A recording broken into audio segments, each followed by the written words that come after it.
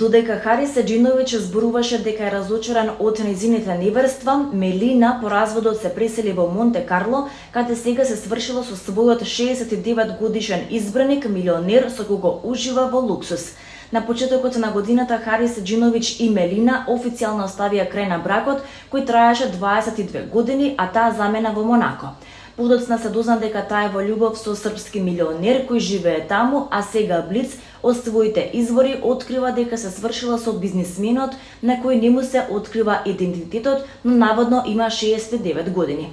Српските медиуми пишуваат дека Мелина се верила во саботата, а прославата се случила во Монте Карло, каде што живеат заедно.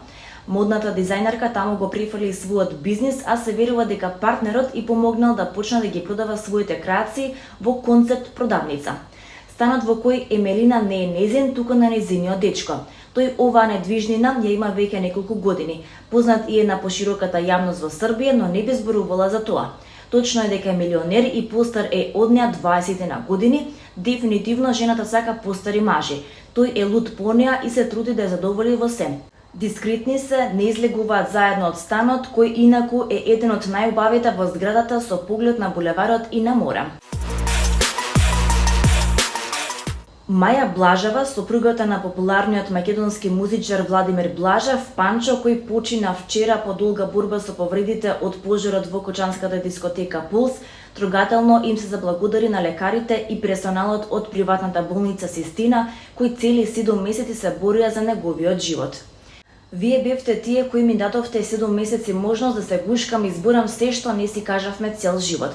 Ви благодарам за секоја секунда посветена од сите вас како болница која ми станавте и втор дом изминатиот период. Нема зборови и нема утеха, а знам дека сте и вие скршени од болка, напиша Маја Блажева на социјалната мрежа Facebook. Таа претходно трогателно се прости и од својот сакан Панчо, со кого беа во брак од 2013 година и со кого има 2 синови, Андреја и Маријан. Не се договоривме вака, душо моја, љубов моја, живот мој, ме скрши на милион делови, напиша Маја. Од лидерот на групата ДНК со објава на Facebook се прости и болницата Систина, каде тој се лекуваше. Почивај во мир, драг наш Панчо. Се боревме заедно 213 денови и денес ни одлета. Нема зборови за утеха за твоите 2 ангела Маријан и Андреја и за твојата Маја. Нема зборови што може да ги запрат солзите на нашите доктори, сестри, болничари кои беа 24 часа со тебе. Целата болница заедно со тебе и твоето семејство се боревме и верувавме, напиша од болницата. Панче е уште една жртва во кочанската трагедија. Од групата ДНК, која заедно со Андреја предводеа, преживеани се само 2 члена, придружната вокалистка Ана Костадиновска и младиот гитарист Горан Тонев. Јавното обвинителство потврди дека ќе издаде наредба за обдукција на телото на Блажев.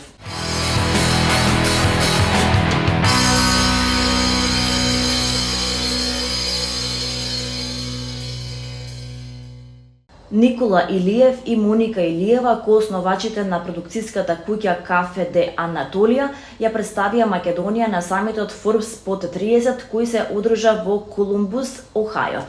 Настанот ги обедини најуспешните млади лидери, визионери и иноватори од целиот свет.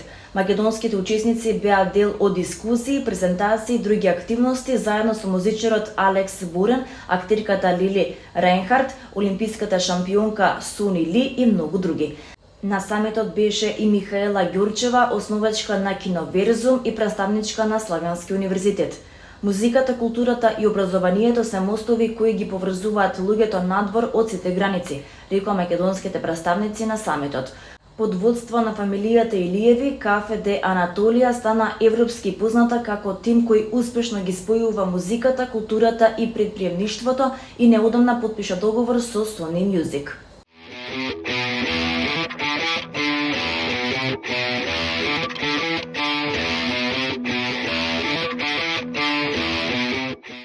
Утре започнува 44-тото издание на Скопски джез фестивал кој ќе трае до 19 октомври. Организаторите најавуваат исклучително богата и квалитетна програма. Сите концерти ќе се одржуваат во Националната опера и балет, а придружната програма проекциите на документарните филмови во Кино Фросина, МКЦ. Билетите се во продржба онлайн, а пред самите концерти и на билетарницата на Националната опера и балет. На програма Плюс денеска во МКЦ Кино Фросина од 20 часот ќе се прикажува документарниот филм We Want the Funk, а на 18 октомври од 17 часот ќе се прикажува Sun Ra Do the Impossible.